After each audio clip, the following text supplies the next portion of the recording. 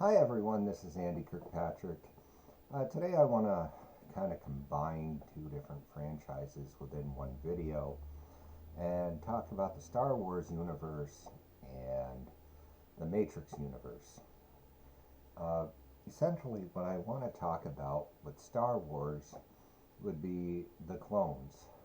Star Wars Episode 2, Attack of the Clones, we first see the clones in action. Now, my question is, in the Star Wars universe, we have the Force, which is kind of this mythical force that binds all living beings together. Um, so how do clones fit into that? The Kaminoans can clone the DNA of Jango Fett, but is there a soul involved? And if not, does that have ramifications for the Force? Because when someone dies, they either become a Force ghost if you're a Jedi and you have the training. I think it's a Force spirit if you're Sith. And if you're just anyone else, you become one with the Force. So, what happens with the clones?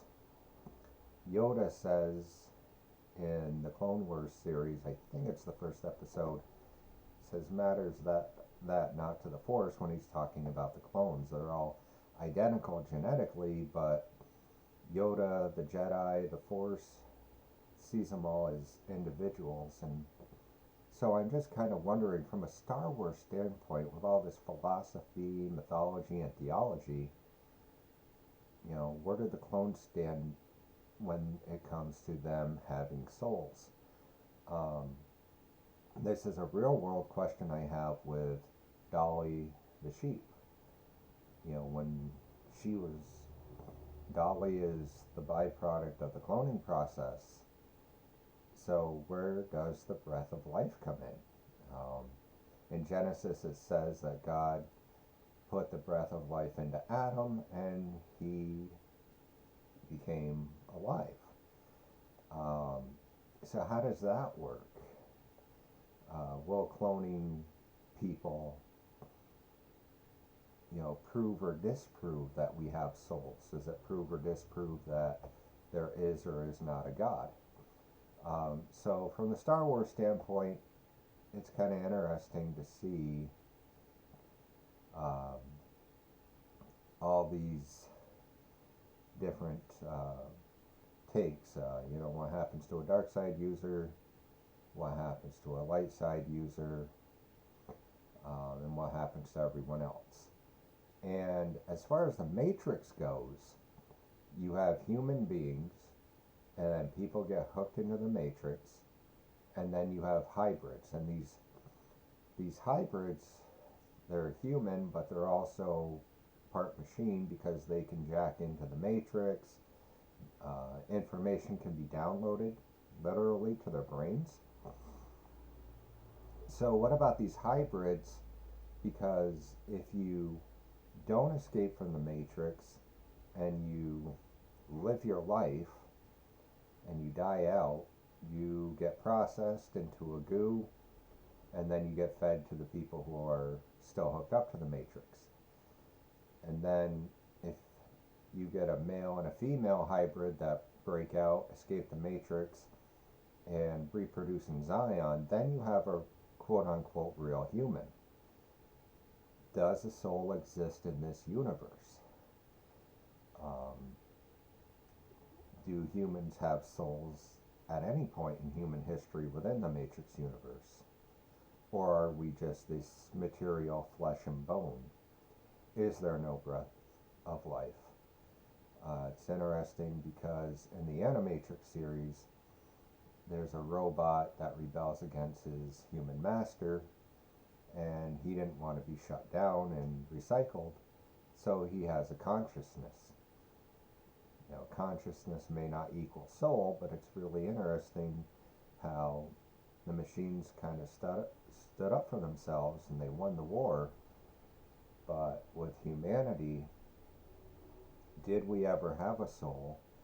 And when the machines hooked everyone up to the matrix and started producing these hybrids, did the soul ever come into the equation here?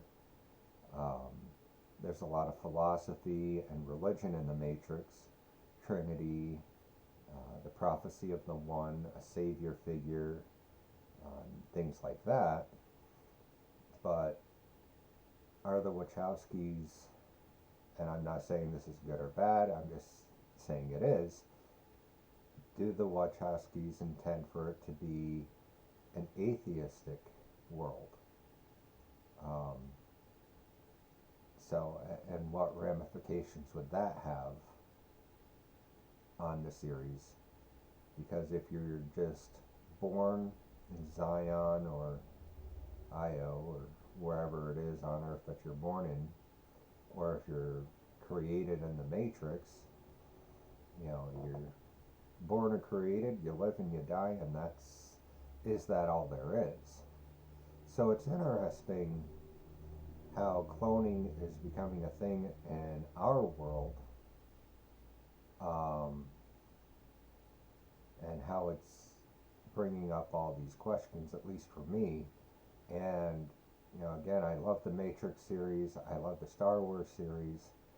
So I mean, in Star Wars we know that there's an afterlife and that there are spirits or souls or whatever, because Palpatine does a transference technique just before he's about to die in the Death Star.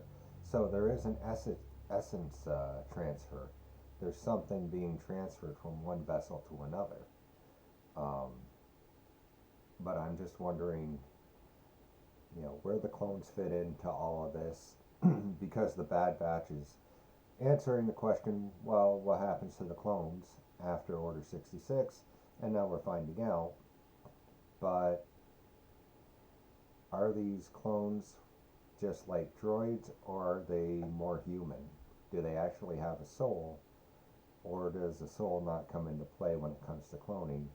And the same thing with the Matrix. If you have human-machine hybrids, does a soul actually exist in that process as well? So that's just something I thought of that popped into my head, and I just wanted to put it out on YouTube.